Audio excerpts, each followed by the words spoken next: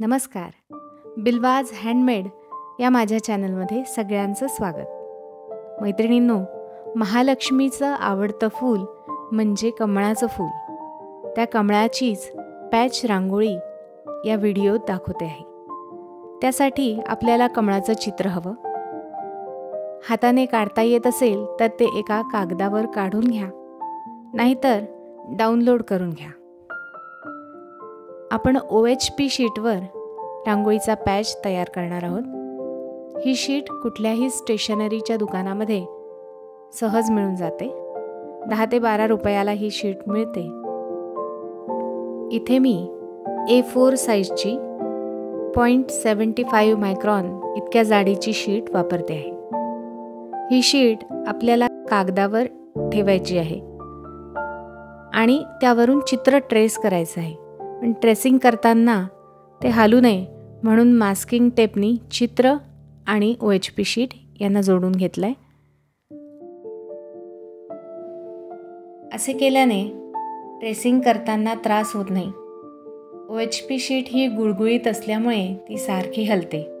त्यामुळे मास्किंग टेपनी जोडून घेणं गरजेचं आहे. येथे मी पूर्ण चित्र परमनंट मार्करच्या साहाय्याने शीटवर ट्रेस करून घेते.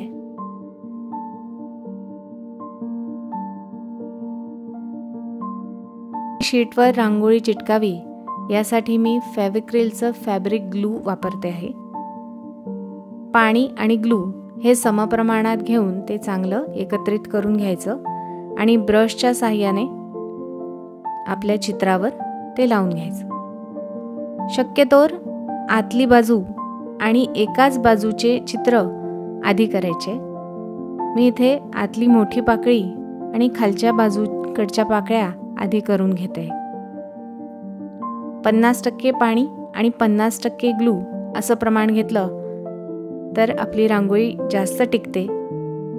पाणी जास्त झालं तर रंग एकमेकामध्ये पसरतात आणि ग्लू जास्त झाला तर तो सारखा सगळीकडे न लागल्यामुळे रांगोळी नीट चिटकत नाही. त्यामुळे 50-50% असंच त्याचं प्रमाण घ्यायचं आहे. रंग भरून झाल्यानंतर एक दुसरा कागद त्यावर ठेवून थोडासा दाब द्यायचा आहे, जेणेकरून ती रांगोळी नीट चिटकेल आणि उरलेली रांगोळी झटकून टाकायची आहे. पाकळीमध्ये रंग भरताना पाकळीच्या बाहेरच्या बाजूला फेंट गुलाबी आणि आतल्या बाजूला डार्क गुलाबी असा रंग भरते. डार्क गुलाबी रंगामध्येच पांढरी रांगोळी मिक्स करून फेंट शेड बनवली आहे. फुलाच्या आतल्या बाजूला पिवळ्या रंगाचे परागकण करते आहे.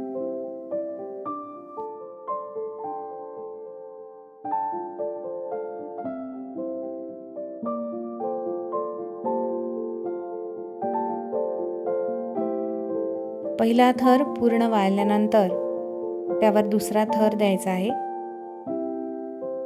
पहिल्यांदा ज्या पद्धतीने रंग भरला त्याच पद्धतीने ग्लू लावून त्यावर पुन्हा तसाच रंग भरून दाब देऊन आणि झटकून पूर्ण रांगोळी तयार करायची आहे.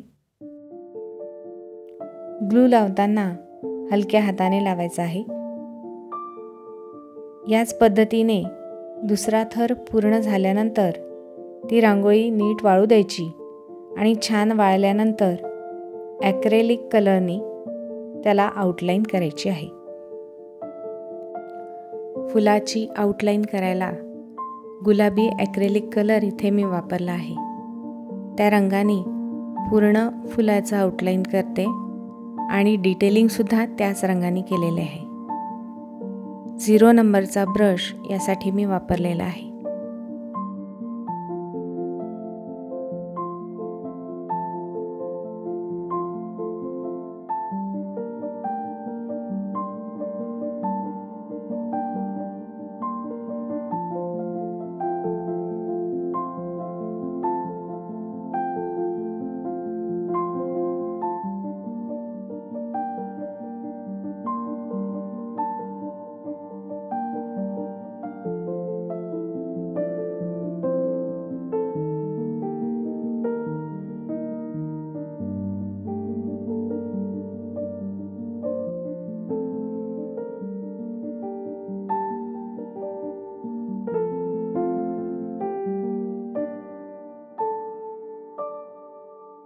लक्ष्मीला अतिशय प्रिय असे फूल म्हणजे कमळ.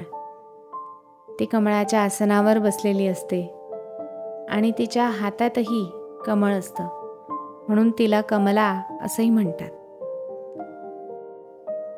म्हणून महालक्ष्मीच्या समोर कमळाची रांगोळी तर काढायलाच हवी. फुलाचं आउटलाईन आणि डिटेलिंग सुद्धा झालेलं आहे. आता हा फुलाचा पॅच कापून घ्यायचा आणि ह्याच्या मागे निळा किंवा पांढरा रंग भरून त्यावर हा पॅच ठेवून सुंदर अशी रांगोळी सजवायची.